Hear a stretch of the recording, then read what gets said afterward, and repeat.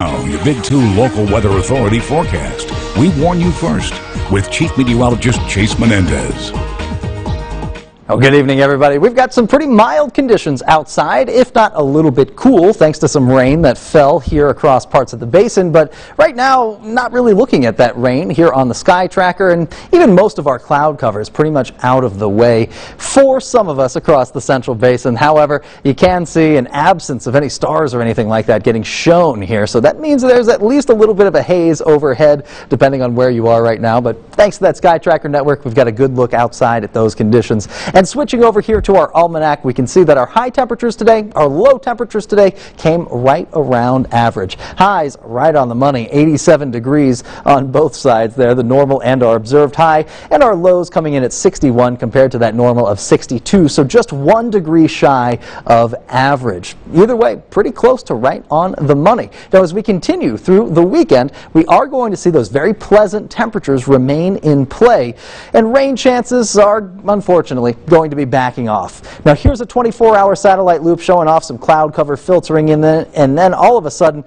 a lot of rainfall swooping in from the northern basin tracking into the central basin, as well a little bit of rain south of I-10. Now, most of the rain that we saw earlier today is pretty much dissipated almost entirely. You can see a lot of feedback showing up on the satellite and radar. This very bright, almost highlighter green showing up right around Hobbs.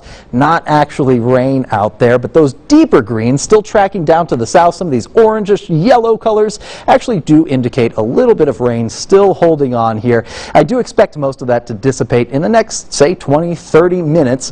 So Odessa, Midland, the rest of the eastern basin, we're going to stay dry for the rest of the night. Now, across south of I-10, we did get a little rain earlier around the Marfa Plateau, but now just a lot of cloud cover left through central and southern Brewster and Presidio counties.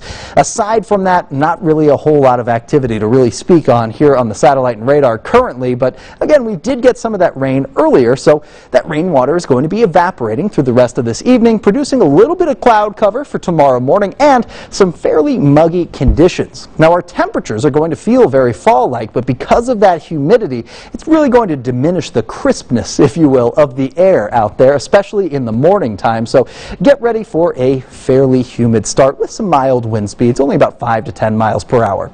Now, as we get into the overnight hours, notice a little cloud cover swooping in from the north and east. Could possibly sprout up very, very small isolated showers for some parts of the northern basin.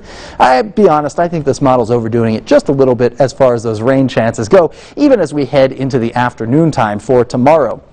Now, once we get to about 12 noon, some pretty dense cloud cover across the northern basin, and here's where I think the model's overdoing it, showing just a few too many showers in some parts of the Trans-Pecos as well as the northern mountains. I do expect a little shower activity, possibly along the Rio Grande in the southern parts of Brewster and Presidio counties, but most of that's going to be very short-lived if it falls at all. So just like what we saw today, any rain that falls, not likely to produce any flooding, not likely to give us any severe weather effects or anything like that. So we're in the clear, and here in Odessa, Midland, most of the rest of the basin, we are going to stay dry. Maybe a little bit of cloud cover holding on for tomorrow afternoon, but aside from that, mild, pleasant conditions, and temperatures actually coming in a little bit below average. Wind speeds, on the other hand, just a little bit above average, but remember, it is going to feel pretty cool outside, even for the rest of this evening.